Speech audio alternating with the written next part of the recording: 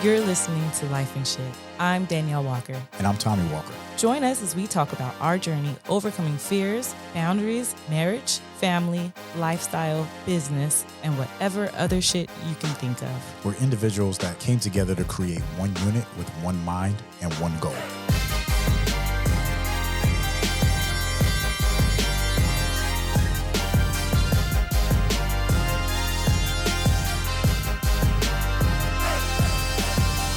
What's up, baby? What's up, baby? How are you? I am feeling fine as wine. All the time. Cheers, baby. Cheers. How you doing? I'm good. You had a pretty interesting weekend and actually week. You've been on the move. I actually had a pretty interesting 2 weeks. Yeah. You've been around town. You was outside. Yeah. You've been outside. From Tennessee to Arizona. That is true. I went to Tennessee. My aunt is packing up. It's a trip. One, just dealing with loss, right? I know in our family in particular, we have not had much loss, and we're very grateful for that. The older people in our family are still around, but we have now these last couple of years had some hard hitters. Mm-hmm. So I guess I can say we hadn't had loss in a while, so it's still something very, very new to us, and getting over it and dealing with it. I don't even know how to explain how to get over loss or to help anyone, or all I could suggest is counseling or like some kind of books or something to read. But my aunt was in a place in her life where she was going through that, and I went to go kind of help her pack up and get over the hump. I wouldn't really call it get over. No, just the hump of moving out. It's more of the smoothing out, right? Yeah, it's like because you never get over it, right? It's like you just got to get through it. Well, you get over that part. Like I helped her just kind of, because she closed down her house where she was and moved out. Yeah, and then after Tennessee, you was here for a couple of days, and then bounced to Arizona. Mm-hmm. And then That's that was true. How was that? Because that was completely different for you. Yeah, well, Tennessee, we partied a lot. I took my aunt downtown.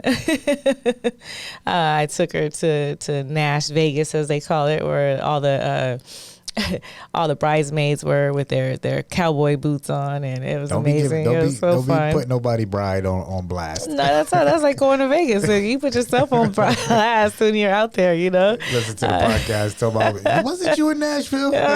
He's so silly. They don't know when they was in Nashville.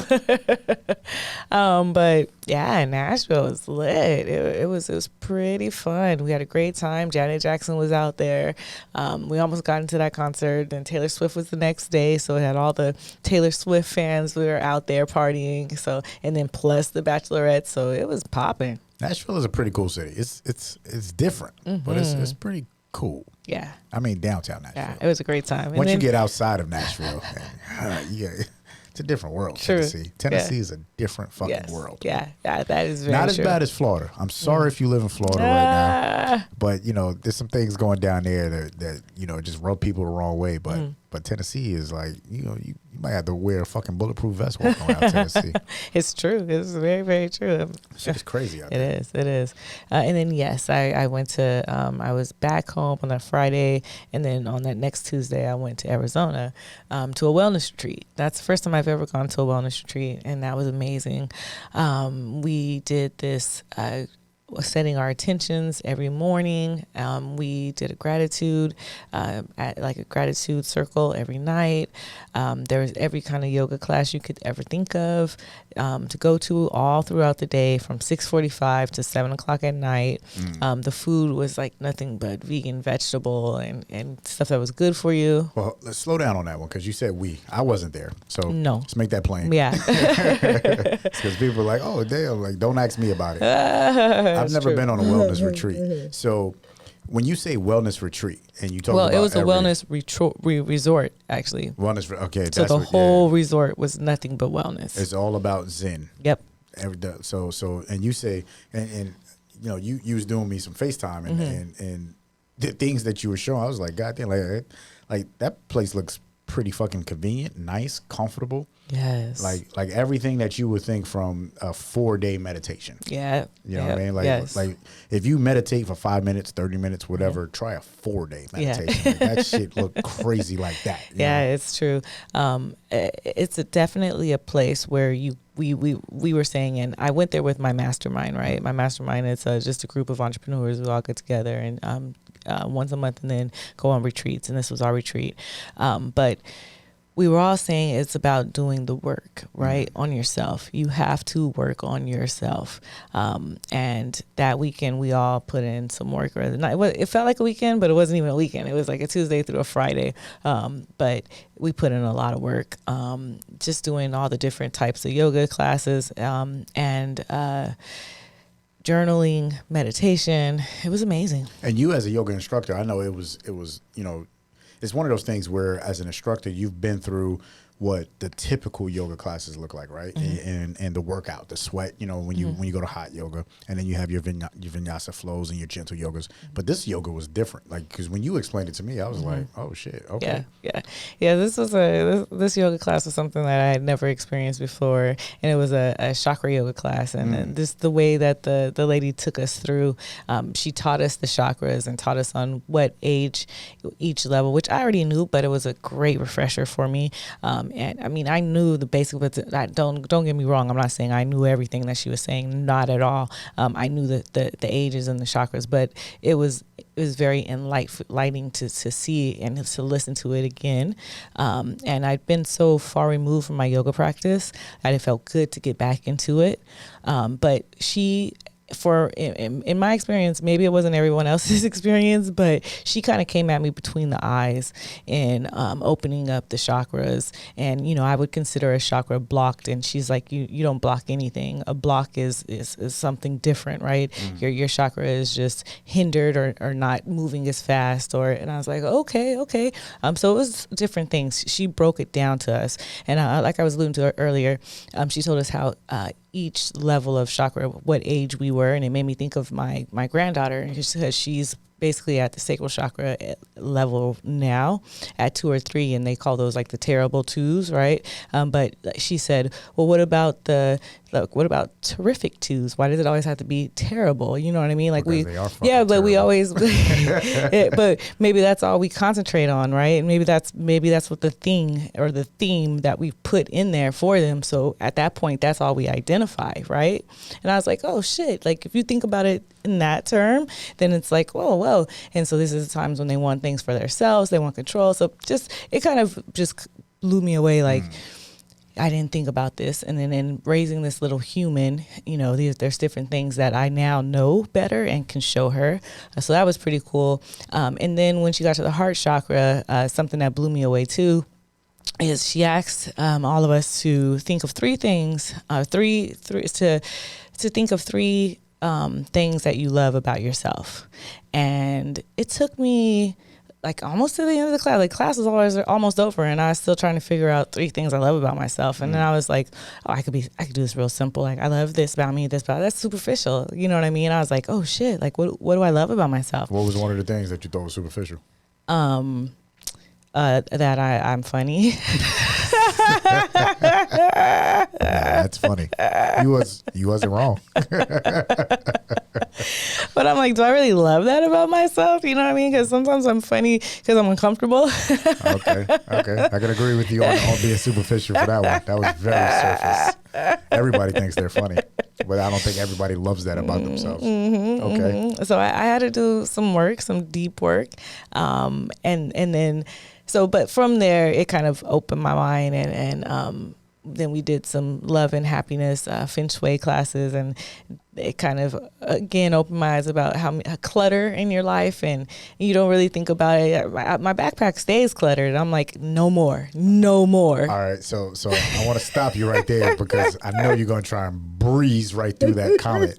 So I just want to put on record, right? Because when you have a podcast, it lives forever.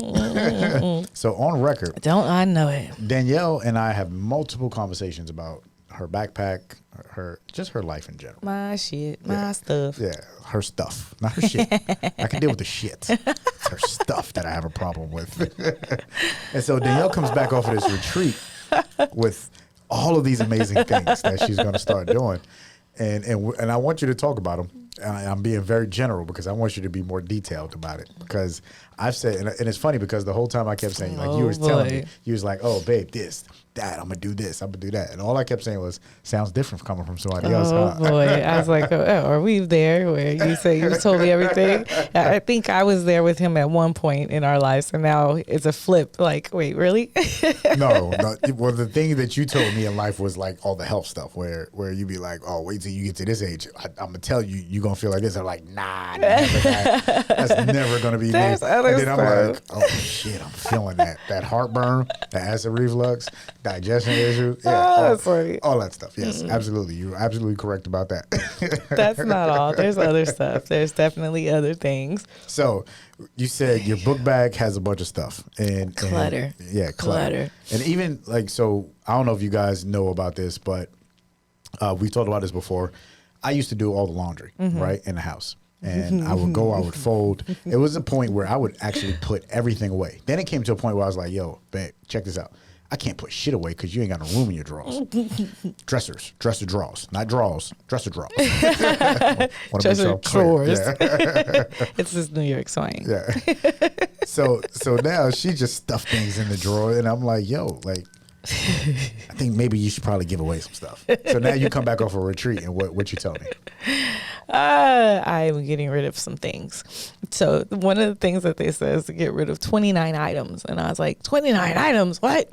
That's crazy. Like, I couldn't do that, but I'll try my hardest. And I'll start with like 9 items. But as I started looking at my stuff, I was like, okay, I could probably get to 29. Then from there, she said, you'll start looking at other things and saying, well, what's the clutter here? And why is the clutter there?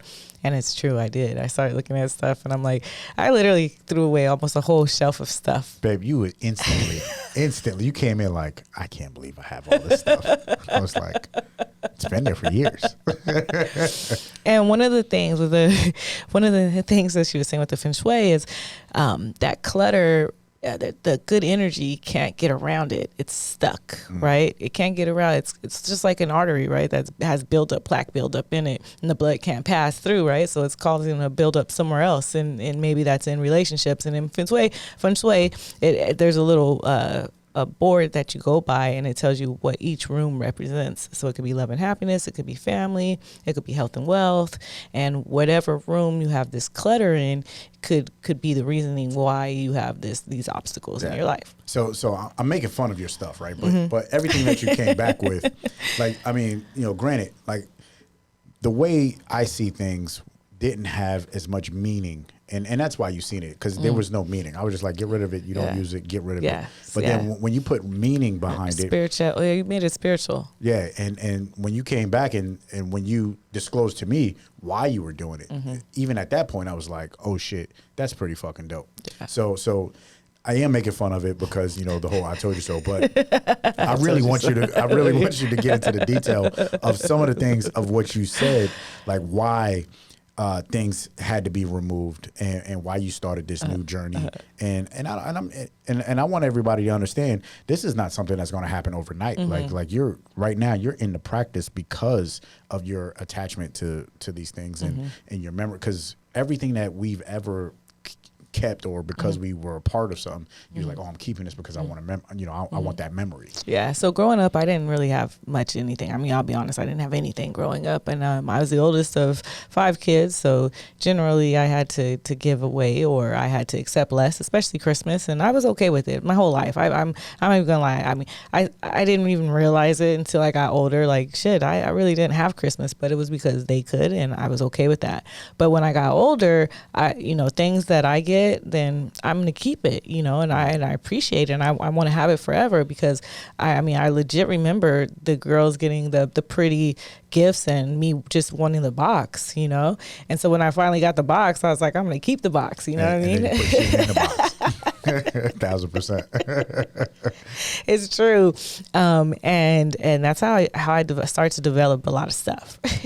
And then, and real shit, because I mean, like, Daneyel will keep everything from menus to, like, especially when we went to some cool restaurants. She's Growing like, up. yeah, I'm keeping this menu. Yeah. To different plays, different shows. Growing up, I didn't go to restaurants, and I would love to just look at the menus and see what they had, and just imagine like if I could eat it or not. And so growing up, it's definitely been a thing. I love going to different restaurants. I love trying different food, as everyone does, right? But for me, it just means a little something different because I didn't do it as a child. And that's when I started to save the menus, because I just felt like they were great little memorials of all the different places I'd been and gone to. And it was just fun. But it's stuff. Yeah, 1,000%. But there is a meaning, guys, I promise. But then the key points of what you said that you learned was there's a block of energy. Like, things don't flow when it's cluttered like that, right? Yes. And then holding on to old, you can't pass on to the future, right? So you're holding yourself back, holding on to things of the past. You're not allowing yourself any kind of flow with the clutter, with this kind of a buildup. There's we keep knives on the counter. They said remove the knives, the block of knives. You keep the blocks on the knife because that represents us talking sharply to each other. Now that was profound. When you said that, I was like, oh shit! Like, you don't think about stuff like that, right? Yeah. But as easy as we talk sharply to each other, right? So true. Like, somebody say something right off the rip, you'll say something that will cut the shit out of them, right? Yep. Now imagine if you remove the knives off the counter. How it's funny how subconsciously things happen. Yes. And you can believe it or not. Yeah, it's true. It's so true. Like, we ain't trying to convince you. It's so true. Because some people some people were just like, oh God, like, I'm going to do all of these things. And some people were just like, are you serious? Are you fucking crazy? Yeah, people pay you to tell them to do this stuff. But it makes you think.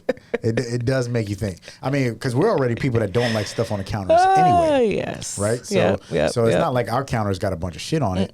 Literally 2 big appliances and then some small things. But then knives, I mean, it comes with the block. Why not keep it in the block? Yeah. It's true. And then there's some other things that she told us, just like if your if your bed is facing the door, to put a mirror on it, because you don't want to have this like run out kind of feeling, or like everything is running away. If your bed is next to a bathroom, I believe it was, to put a mirror, or make sure you close the bathroom door, and then put a mirror behind the toilet so you don't flush all your ideas down the toilet. That was interesting. There was all kinds of things. I took notes. I took very, very, very good notes. And I was like, okay, I'm going to do all of these things and check it off, Yeah. And it was all about love and happiness. So just imagine, she's like, I'm only going to give you the tip of it, because if I give you everything, then you guys might go crazy, and that's pretty dope, because you came back and you start telling me this, I got all excited. I was like, oh, shit, all right. Like I like new shit. Like, hey, we about to do a bunch of new shit around here. Oh, wait, before you go, I'm sorry, babe. But one thing that she said was to take anything that was old or dead from in front of your plant, your front door. So I had a plant that I knew instantly I was like, that plant is dying. So that night I was like, all right, I'm taking that plant from in front of our door, because good energy will pass by thinking that it's dead there, that nothing is alive. There's no reason to go inside. So and again, I'm all excited. I'm like, when you come in, like, I got all this new shit, I'm like, word, let's try it all. But the biggest component of that, and the reason why you go on retreat, is to work on yourself. And you had an opportunity to really work on yourself. And I think the key thing that you left that resonated with me was self-love. Yes. And we throw that word around a lot. And sometimes self-love is going to a spa, alone time. Yes. What did you take away about self-love on this retreat? Self-love was very much to me the same thing as the clutter. There's self-love came neck and neck with self-control for me, right? So I keep all the things that I never had because I never had them, which then made clutter, right? Which means that I was now like building this, I don't know, it's kind of a barrier around myself. I need to get rid of the clutter, and I need to control myself on not only the things that I buy or the things that I keep, but the things that I ingest into my body. So alcohol, this lack of control, it gave a flashlight on the self-love I either have or don't have on myself. Do you feel like, as does that make sense? Oh yeah, 1,000%. Okay. And do you feel like that barrier of stuff, right? It was what protected you from the world or from yourself? It's a great question. A little bit of both. I'll be honest. When I walk into situations, I ask for a barrier of protection around myself. But now I ask for it also around my heart, because I realize that my heart is very, very exposed and open. And if I don't have sort of a spiritual or like a spiritual barrier around myself, then I'm tending to put stuff around it. So now I understand I just need the spiritual barrier, and I need to be able to set boundaries, because if I don't set boundaries, so that's the other thing, right? Setting boundaries. If you don't set boundaries, then people walk all over you, and then you build unnecessary walls. And you've been on a real spiritual retreat this year. Like you going all in the paint. Yes. Now this is weeks right after your ayahuasca. So yes. so you had ayahuasca, which was opening. Do you feel like this wellness retreat was was it a confirmation? Did it go hand in hand? Did you see different things? Like oh gosh, it was definitely, it was hand in hand, because I got to listen to two people who experienced the same thing, in ayahuasca, and what they went through. And I said to myself, I didn't know if I would do another one again. I was kind of fearful of it, and facing things that I know I would have to face. But after that, I said, you know what? I would totally do it. And while I was there, someone actually sent me a text message about another one. And I was like, oh shit. Like the universe was like, all right, girl, like, come on. You want to talk about it? Now let's walk about it.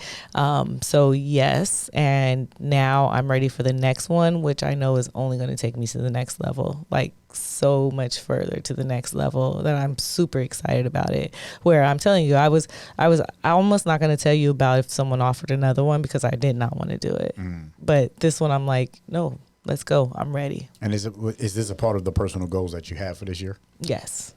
So you're achieving the personal goals. You're going through this spiritual awakening, and you know it may sound cool, but how does it feel?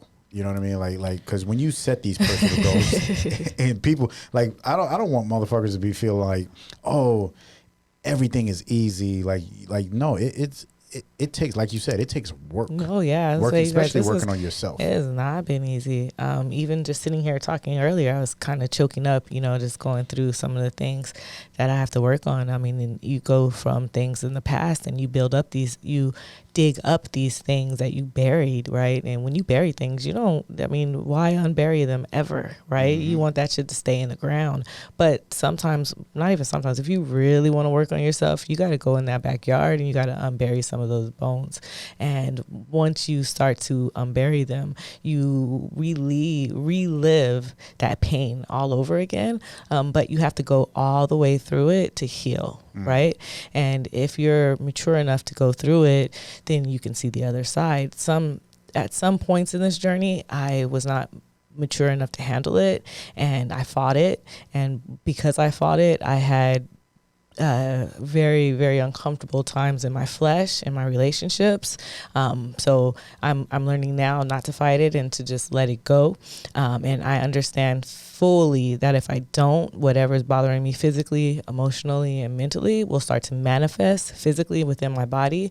And I don't want that. And you've been talking about that for years, about how things, but now it sounds like you actually start to target. It's like things that I do is like, oh, you know what, babe, I don't feel well. There has to be something that's making me, and yes, and I work on that. Yep. It sounded like that you did that, but from a spiritual standpoint. Yes. And then you start to target and identify those things. And it's a lot of different, we talk about a lot of different things, but you've identified specifically a lot of different things. And was that a part of this process? Like all these things that you've been doing, has it helped you get a part of that process, or was it just an epiphany moment? You're just like, huh, like I fucking got it. Nah, it's definitely been a part of a process, and a little bit of I finally got it at the end, but it's been a process because just since I had my surgery, and I've said this before, I've been in this Phoenix experience, right? And I thought in January that I was in the ashes, and I thought that the ashes was good, like it's over, it's done, but it's still hot in the ashes, there's still those, the hottest coals are still burning deep down in those ashes, you know what I mean? I'm not done.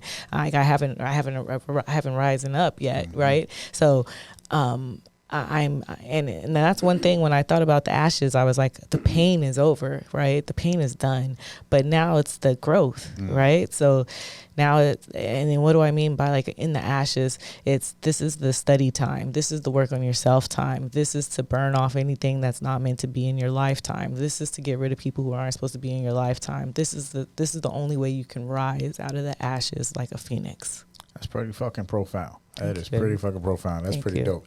And honestly, I feel like we get in the show on that. Like that's the shit right there. And you made a good point about your surgery, because that was a year ago. You know what I mean? And I just want to reflect on that a little bit, going back to you identifying the things that manifest into your body, because 18 months ago, exactly to the day, you found out that you had a tumor in your spine.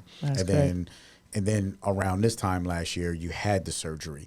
And now you going through your recovery of the surgery, you started this spiritual journey, and you're unveiling all of these layers of why you went through that, and honestly, why that tumor fucking disappeared. Yes. You know what I mean? So and that's probably the realest shit that that I would want people to take away from that, is that it wasn't medication. It wasn't anything. Believe it or not, you don't have to believe it, but I was there. The doctors in Tijuana. I said I'm gonna ask for my MRIs, because I would love to show everybody the before and the after MRIs, before surgery. I mean, no surgery done. You know what I mean? And it was there and it wasn't there. And then everyone has this energy, and that's another thing that everyone learned at this at the resort, at one of the classes. Everyone has this bit of energy that they have that you can rub your hands together. And one thing is you always can think of is Mr. Miyagi, right? When he put his hands together and he rubbed real hard, and you feel that energy. And if you put your hands out apart a little bit and put them together, you could feel that energy more or less. But everybody has this. Now, I'm a Reiki level 2 healer, right? It just means that I've gone in and had a certain attunements to kind of heighten that healing energy process, right? So I'm just a little more tuned into it, but that doesn't mean that I'm better than or more than, say, my husband Tommy, who also has that same healing energy and ability. Now, every single night he would put his hands on my back, and with very strong intentions for me to be healed, for me to have no pain, and whatever else he was giving me as far as good energy goes. Him, along with myself, I know for sure is the reason why there was no tumor once it came time for them to operate. They did remove 20% of my spine, which made the healing process a little bit harder. But I honestly believe that was also part of the process. That was part of the fire that I needed to burn a little bit. And I'm excited for you on this journey and everything that you've uncovered, and that you've been vulnerable enough to open yourself up and say, I need to work on me. I want to work on me. I have a desire to work on me. And it was a choice that you chose to make to be, to increase the gratitude and the love that you have for yourself, and the love that you have increases the love I have for you. So I appreciate that you allow me this opportunity to share this moment and share this space with you. And I love you, and I appreciate you. Thank you, baby. I love you too. That's life and shit. Life and shit. Do us a favor. If you enjoyed this episode, please subscribe. Leave a review. Let us know what your thoughts are. That's the only way that this show is going to be successful. And we appreciate you. Talk with you next time.